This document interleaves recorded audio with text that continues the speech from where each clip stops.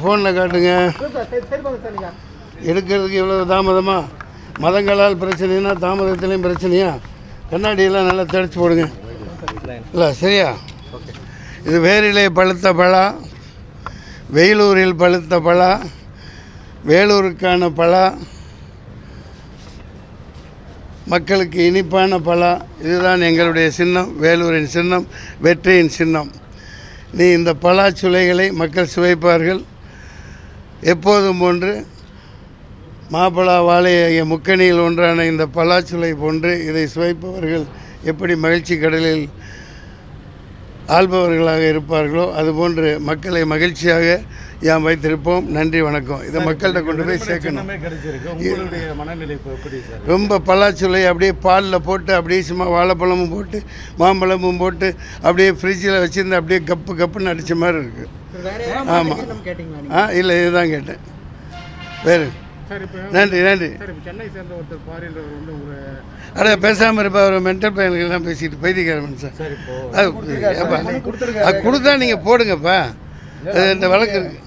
ஏப்பா அது ஒரு பைத்தியக்காரன் 40 வருஷமாக சர்ச்சு எல்லா சர்ச்சு மேலே அழிக்கிறதுன்னு சொல்லிட்டு தெரியுறான். அதெல்லாம் வந்து இங்கே கேட்கலாமா? ஒருத்தன் கட்சியிலே தூக்கிட்டு போயிட்டான் 10வது நாளில்.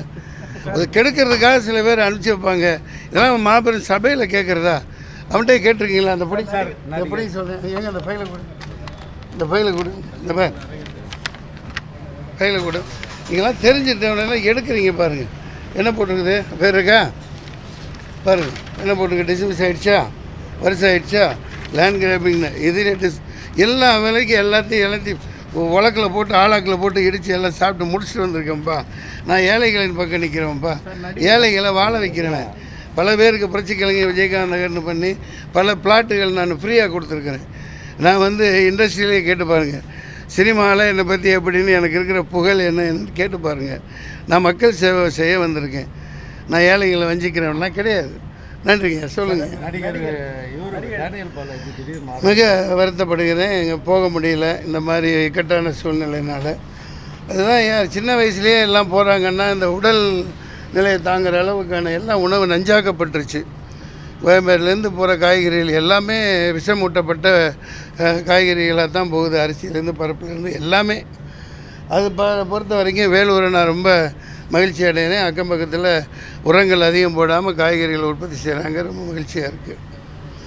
அவருக்கு ஆழ்ந்த இரங்கல்கள்.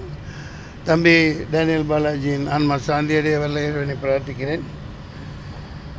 நல்ல தம்பி, என் கூட 2-3 படம் நடிச்சிருக்காங்க ஆரம்ப காலகட்டத்தில்.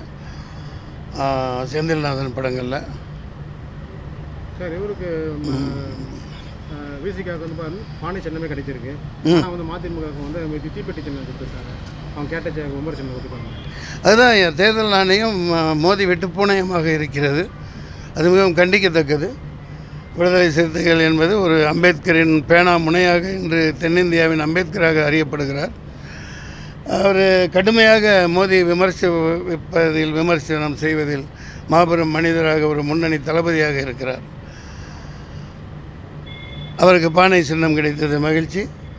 அதுக்கு தீப்பெட்டியை கொடுத்துட்டாங்களா பற்ற வைக்கிறதுக்கு? நியாயம் பண்ணுறாங்க இந்த தேர்தல் ஆணையம். அதுக்கெல்லாம் இருக்குது, எல்லாத்துக்கும் கணக்கு இருக்குது. போய்ட்டு வாங்க. நான் நிறைய சின்னத்தை கொண்டு போய் சேர்க்கணும் இல்லையா? வேறு உங்களுக்கு ஆற்றாத கேள்விகள்?